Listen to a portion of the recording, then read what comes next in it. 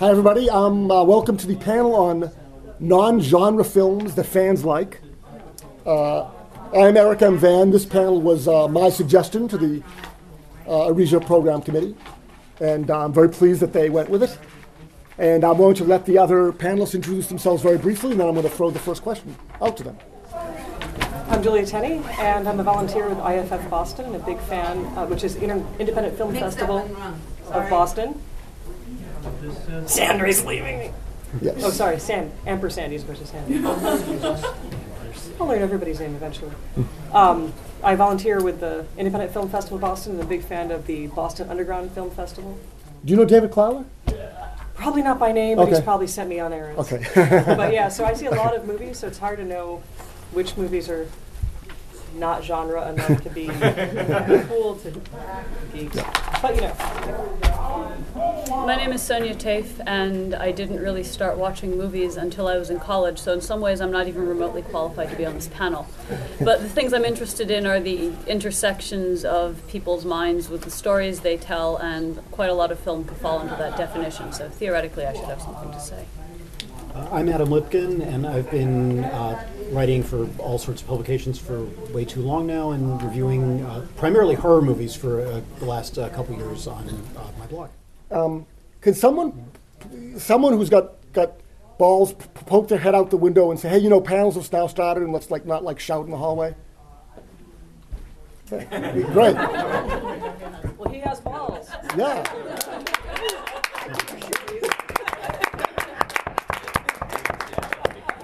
I'm forgetting that.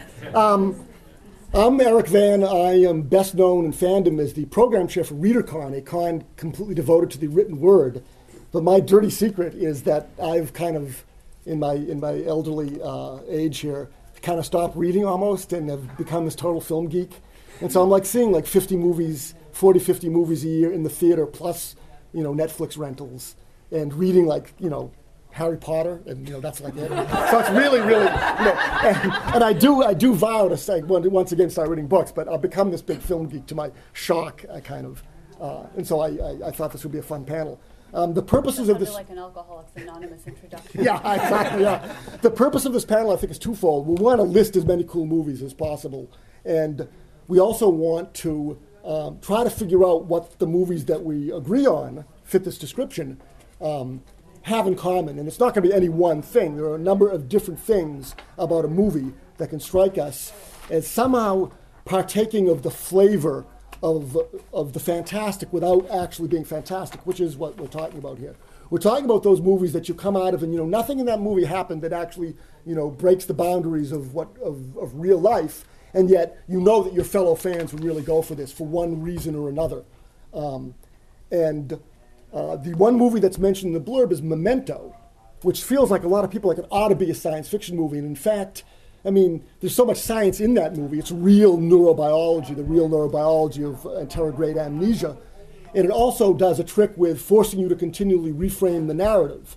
And this is a favorite narrative strategy in science fiction stories, going back to Theodore Sturgeon, and James Sickert Jr. once said that her technique was to start 100 feet underground and don't, in the middle of the story, and don't tell them. You know, we love reading stories where, you know, where we're plunged into a made-up world and we're given terminology that's not explained. You don't know what the F is going on, and then we're continually having to revise our sense of what's happening. And of course, Memento does that with every single scene. So that's one way in that films can seem like genre. Just a point of order. Yes. That disturbance is another channel. The sound system is so bad. Oh, Oh. If we're in the there's any split room. small consolation, it's probably we're giving them as hard. Oh, good. Oh, okay, that's good to know. That's the movie panel on the other. Oh, Yeah, what are they which talking means about that they're so everybody back loud? should just move forward so we don't have Yeah. to scream I don't know, they're the quite newbie so panel. loud. Oh, this, okay, yeah. Okay, so that's the introduction. So my first question to each of the panelists is to name one movie other than Memento that they think fits this description, and to tell briefly why they think it fits the description. The one thing I'm going to ask everyone, and we're going to get a lot of audience interaction here in the second half of the panel, I'm going to ask that don't talk about anything that happens in the movie after the first 5 or 10 minutes. We're talk about the premise of the movie.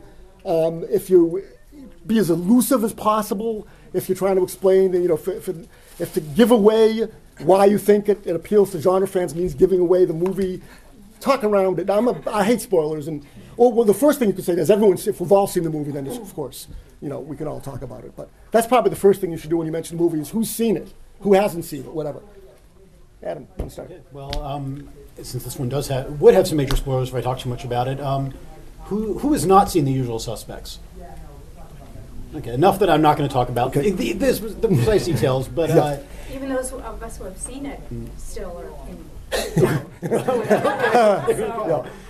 But yeah, it's certainly one that plays with the audience perception, which I think is a big thing.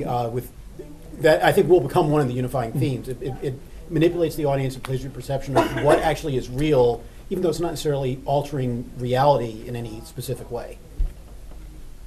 I will give that a huge thumbs up as both a really cool movie and a movie that very much fits this description. Have you seen it, Sonya? Yes. Okay, do you agree? I agree with it both in terms of playing with the audience perception, but the point I will make when you ask me what the movie that I want to talk about is that it also uses language of the fantastic very much in order to describe what's going on. The recurring story of the recurring line in the piece of folklore that the movie harkens back to is the greatest trick the devil ever pulled was convincing the world he didn't exist. Yeah. So the story is framed already in terms of sort of biblical mythology and of the kind of folklore where the devil is a trickster figure who might be met at a crossroads and totally fuck your life up. But you won't be looking for him because everybody knows the devil isn't real. Wait, where's my wallet? The movie I would name is A Canterbury Tale by Powell and Pressburger. Has anybody in this room seen it and I haven't shown it to them? No, the only two. I showed it to you. The only two people who've seen it. Many altered perceptions of reality. Sonya has. Yeah. Okay. Well, first of all, tell them who Powell and Pressburger is because they're obscure. Michael Powell and Emmerich Pressburger are entirely possible the best filmmakers ever to come out of Britain, certainly during the period leading up to World War II, during World War II, and the immediately post-war period. They kind of fell out of the public eye for decades, and actually, unlike most artists, lived to be rediscovered in like the late 70s, early 80s. Most people, this happens centuries after they're dead. They go, oh, you're a genius. And actually, Powell and Pressburger got to be alive for this, which was really nice. Martin Scorsese is instrumental in sort of their rediscovery. Yes? Just out of curiosity, do they have anything to do with the Red Shoes? Yes, That's they them. do. That's them. The one. Red Shoes is Yeah. probably their best-known movie. It's from 1947. A Matter of Life and Death is in many ways considered their most popular. That's from 1946. Black Narcissus, people may or may not have seen, based on a rumor Godden novel, stars Deborah Carr. The Life and Death of Colonel Blimp, This is awesome. 1943, epic-length movie, Roger Livesey.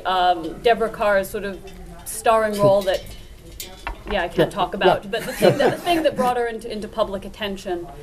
And those are their big four. Okay. No, You want to do this? no. I'm just mentioning it. Those are the things that they're best known for. They're really under the radar for many film fans. And A Canterbury Tale is completely under the radar for just about everybody on the planet. It's from 1944. It is not a retelling of the Canterbury Tales, although you can't necessarily tell that when it starts. One of the reasons that it registers strongly as genre is that as a movie it shifts genres so quickly that you keep having to catch your brain up to speed. The movie starts, okay, this is going to be a costume drama. We've got somebody reading the prologue to the Canterbury Tales with the vowels altered so it doesn't sound like weird Scottish to all of us. All right, so this is going to be costume. Wait, that's not a falconer with a hawk anymore. That's an airplane in a cut reminiscent of Stanley Kubrick only 20 years earlier. Okay, so it's going to be a modern day piece. Okay, it's night. Here are some atmospheric shadows. Here's a girl in silhouetted in a doorway smoking a cigarette. Here's two soldiers. It's going to be film noir.